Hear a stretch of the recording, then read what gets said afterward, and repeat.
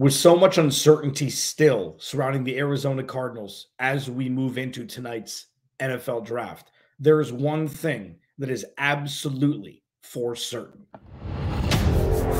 You are Locked On Cardinals, your daily Arizona Cardinals podcast. Part of the Locked On Podcast Network, your team every day.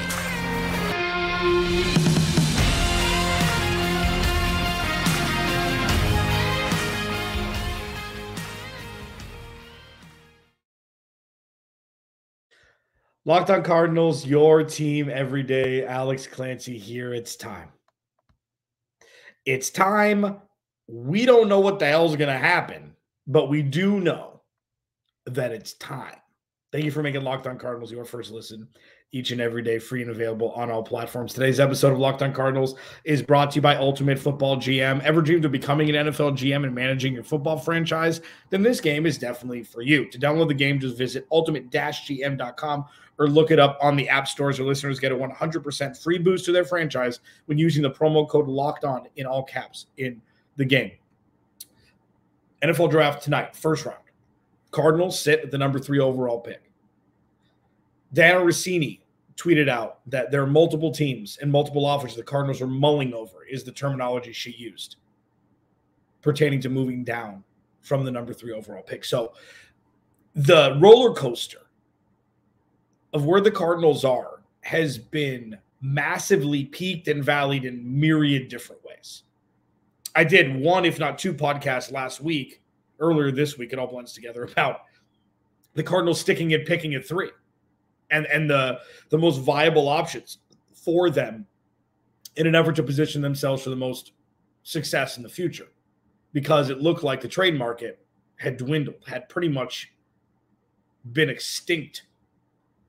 And then now, over the last 48 hours, around draft day, we knew that, this is just what happens with top 3 picks. Like, there are so many teams, 8 teams that have been rumored to potentially move up in the draft and draft a quarterback. That is dream fuel for the Cardinals.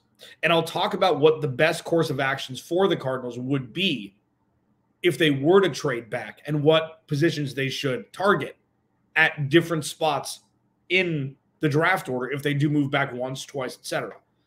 Those are the unknowns right now as I'm recording this podcast. Those are the unknowns. I'm recording on Thursday because I didn't want to record the day before and then have a million things happen and then, me just throw this in the trash. So I'm recording this at 11:14 a.m. local time. There are a lot of uncertainties going into tonight. Uncertainties don't have negative connotations, poor connotations, not prepared, ill-prepared connotations. There's just uncertainty as to what's going to happen. There is one thing that is absolutely for certain. And regardless of if you think this person should be QB1 for the future, it doesn't matter. Tonight is all about Kyler Murray.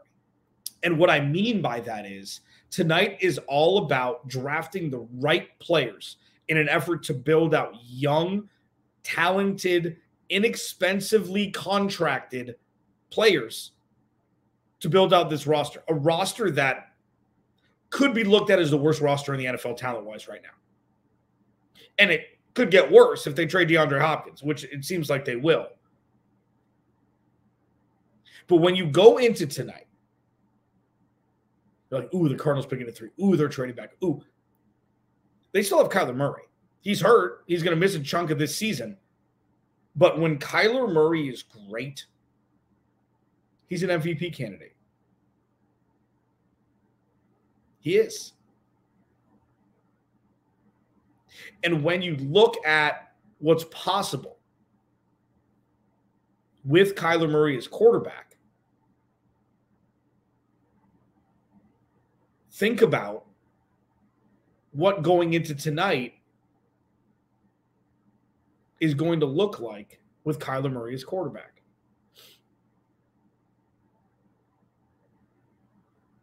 There are discussions about him, about the Cardinals drafting Paris Johnson Jr., offensive tackle, at 3. There are conversations about the Cardinals trading out of the top 10 altogether, out of the top 20 altogether.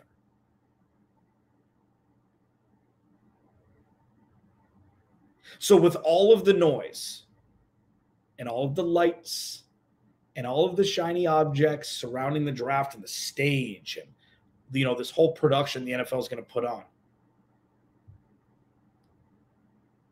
keep in mind today, as you're watching the draft, that the one certainty that we have is that Monti Ossenfort is going to build out a team in an effort to be able to make Kyler Murray the best quarterback he can be. And that's not to say that they're going to draft all offensive players. That's not it. You know what? You know what's a good friend of quarterbacks? A good defense. Like, the Cardinals have so many needs that at this point, whoever they draft, if it's not a kicker, punter, quarterback, tight end probably, it's going to help the roster. But when you look at, again, all of the uncertainty, all the questions surrounding where they're going to draft, who they're going to draft, what position they're going to draft, how they're going to set themselves up for success in the future by trading back, all of that is fun. That's the popcorn stuff. But the definition of the Cardinals' main goal going into tonight's draft is, how do you build this roster out with talent in an effort to make Kyler Murray's job easier? And that, going into tonight, is the thing that should be focused on the most. Locked On Cardinals, your team every day. Alex Clancy here. Please like, subscribe to the YouTube channel. I'm trying to get to 3,000. Locked On Cardinals 3K by the start of the season.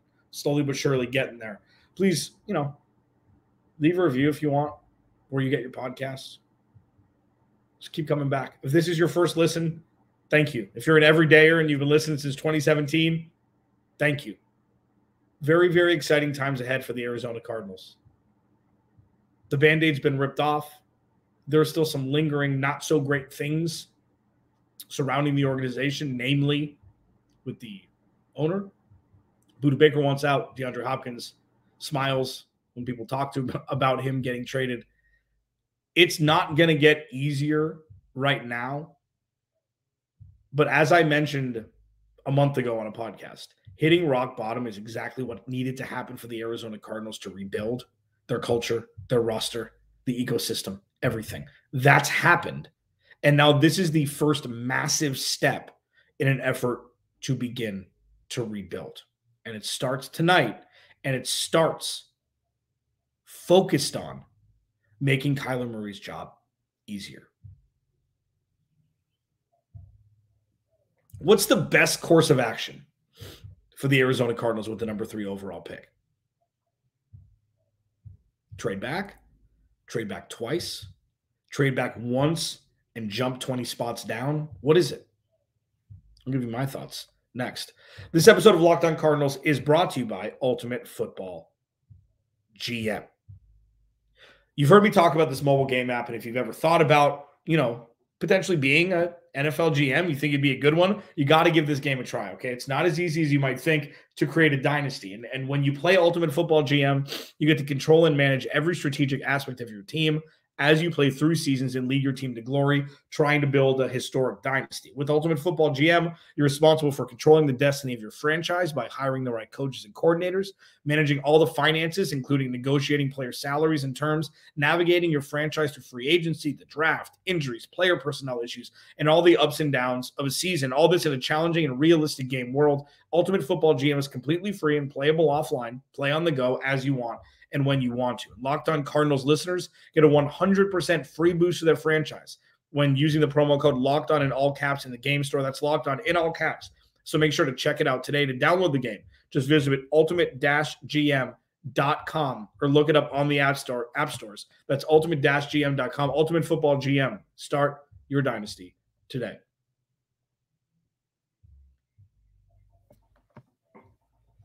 I'm just ready, man. I'm just ready. With and somebody in my comments on one of my last videos said that, they took a break listening because I talked about Steve Keim too much, and I continue to talk about Steve Keim. And I know that I've been hard on this organization. I know that I've beaten things into the ground because I thought it was necessary to remind people why we are where we are. And while we're going to see Stevie Baby's face on TV tonight with the Fox team talking about the draft, which is like, I don't know, somebody being allergic to peanuts teaching a class on peanut consumption. It's like, I have no idea why they chose Steve Keim. It might have been a Michael Bidwell hookup. Who the hell knows? Steve Keim has no business talking about the draft. But the reason why I talk about Steve Keim still, and it's going to end soon because he's no longer part of the organization, is because it's important to really paint a picture as to why the Cardinals got to where they are now. Why we're here. And Steve Keim was the conductor. Trust me, I don't want to talk about him anymore. I'm done. And soon, as we get into this offseason, Steve Keim will no longer really be words that I say in succession coming out of my mouth. And it'll be nice. It'll be fun. The Cardinals have options at 3. According to Diana Rossini, they have a bountiful amount of options. Do they trade back to 7 with the Raiders? Do they trade back to 11 with Tennessee? I was on Tennessee as a trade partner 2 months ago. Does Houston get a bug up their rear end and want to draft at number 2 and number 3 overall, giving the Cardinals the 12th pick and future draft capital that they have plentiful amounts of because of the Deshaun Watson trade? Do they trade back to Minnesota at 23? Like, there are so many possibilities for the Cardinals at 3, and that's pretty obvious. And I've been very vocal in the fact that they should trade back as many times as possible. So my best case scenario today. This is my best case scenario. Okay. And I talked with Tyler Rowland from Locked On Titans. We do Thursdays Locked On NFL together. We talked about this. So go check that out. Free and available wherever you get your podcast and on YouTube. It was a fascinating first segment conversation.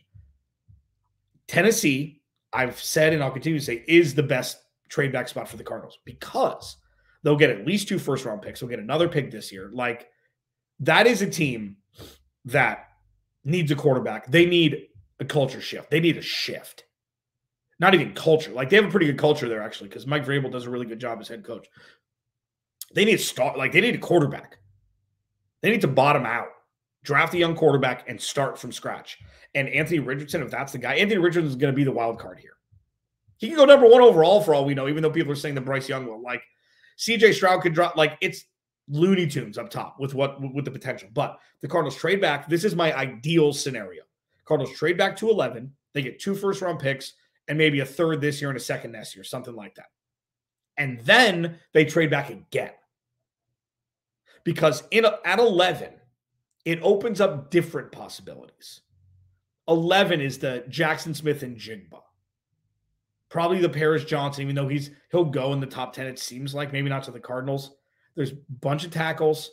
There's still a bunch of edge rushers, like wide receivers, Bijan Robinson. Like, it's a different portion of the first round where teams in the mid-20s can move up to 11, maybe give a future first, and get their guy at 11 instead of having to wait and hope that player falls to them, 10 or 12 picks back. So if that's the case, the Cardinals would move back into the 20s, but they'd get 3 future firsts and a couple other ancillary picks. I feel like they'd win the draft. And then, because they have so many needs, draft a need at 25, 27, 23, whatever it is. Like, to me, that is the Shangri-La heaven scenario for the Cardinals as they usher in Arizona Cardinals 2.0. Would it take them out of the Will Anderson and Jalen Carter and Christian Gonzalez and Devin Witherspoon sweepstakes? Yeah. Does it matter? No. It doesn't. And think about it this way.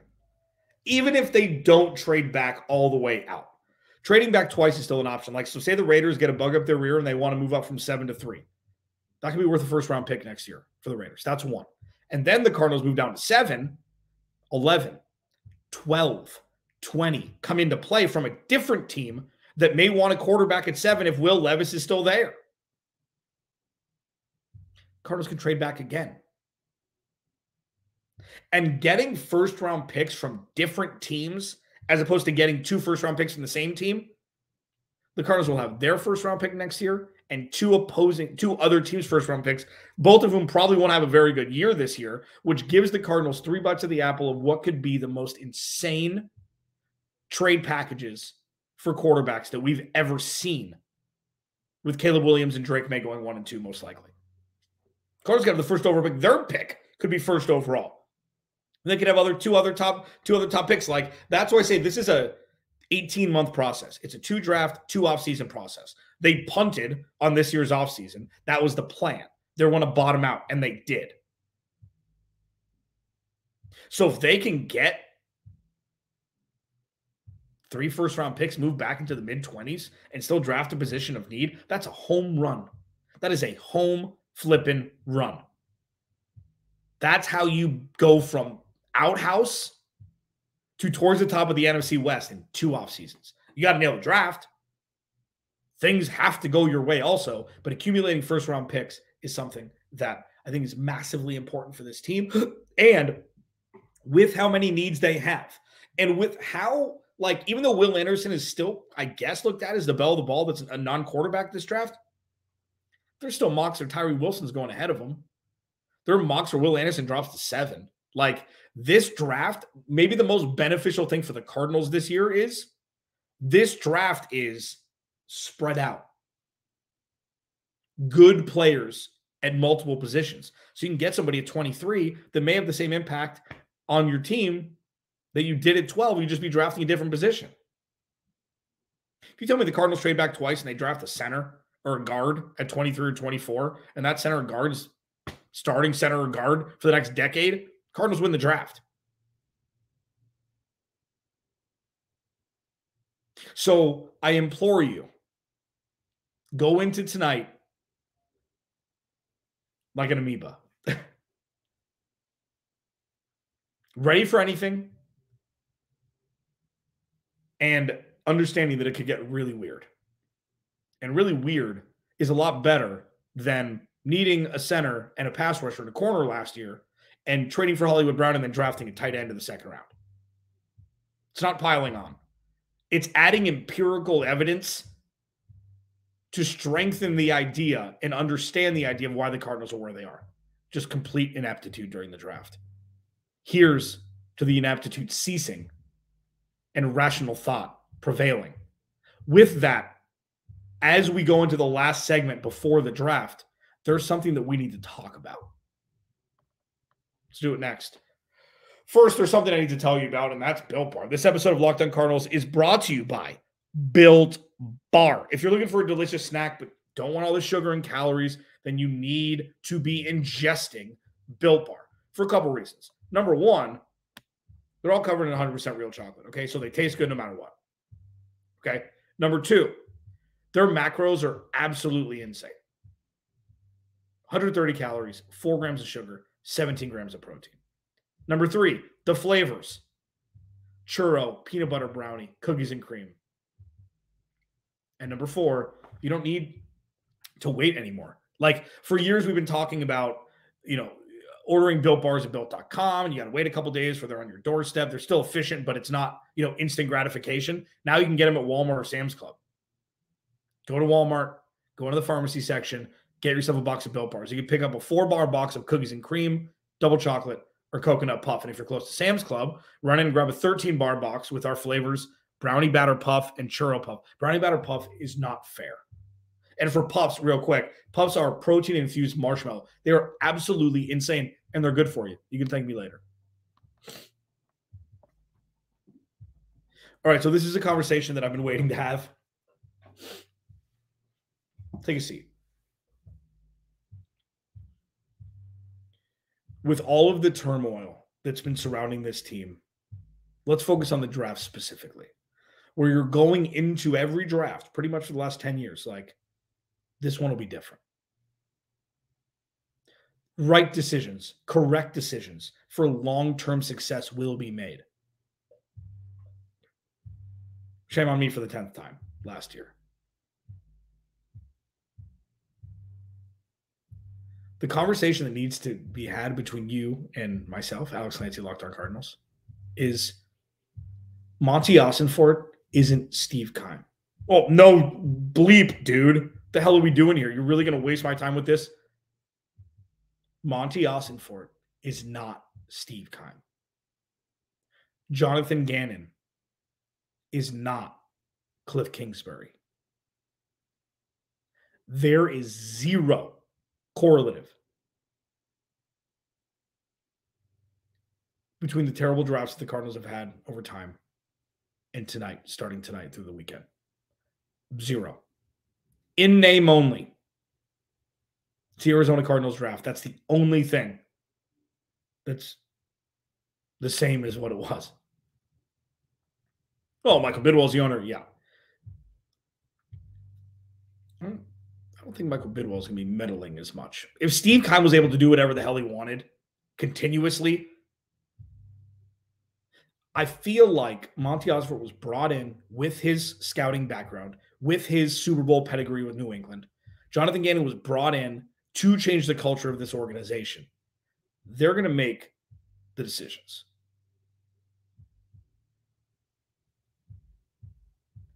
And one thing, and Warren Sharp tweeted this out, so I'm definitely not taking credit for it because it was a great tweet. He pretty much ran down all of the things that Kyler Murray wanted as it pertained to the roster, and all the things that Steve Keim did, which was like, no, thank you for the advice, Kyler. Thank you for that. I'm going to go do whatever I want to do and just go completely rogue. Starting with drafting Isaiah Simmons instead of Tristan Wirfs. It's just like, no, Isaiah can still be a good player. Like, it's not about him. It's never been about him or Zaven Collins. It's been about who should have been drafted the position instead of those guys. So going into tonight, I implore you to be ready for anything and trust. Because really when it comes down to it, and this is kind of a messed up way to look at it, but I'm confident in what I'm about to say. The draft tonight couldn't be worse than what we've experienced as of late through drafts. So that's something to be excited about. And having to trust implicitly a GM who's never drafted from the GM position before. It's, uncharted waters for him. This is a new experience for all of us. But remember, and I will leave you with this, there is zero connection between the Arizona Cardinals yesterday with Steve Keim and Cliff Kingsbury yesterday using proverbially at the end of the 2022 season, and now zero. So go into tonight with hope. Go into tonight with smiles that things will be different, because regardless, they will be different. Hopefully this time with a positive and winning trajectory. Alex Clancy, Locked On Cardinals. Enjoy the draft. Be able to check me out, Locked On NFL Draft channel. We're going to be doing it live. You'll see some clips from me on Twitter after every pick. It's going to be fun. Enjoy it.